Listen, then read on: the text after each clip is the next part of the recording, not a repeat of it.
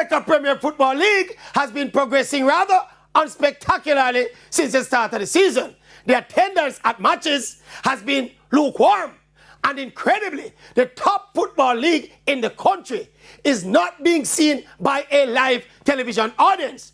We know we are in a small, unconventional market, but no matter how you slice and dice it, the vast majority of the football watched around the world today is watched on live television. And somehow, the Jamaica Premier League is moving in the opposite direction, away from television.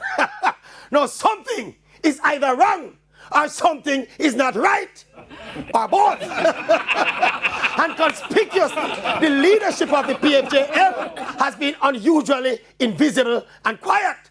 So the football to the television audience is invisible, and the administrators of the league are also nowhere to be seen or heard.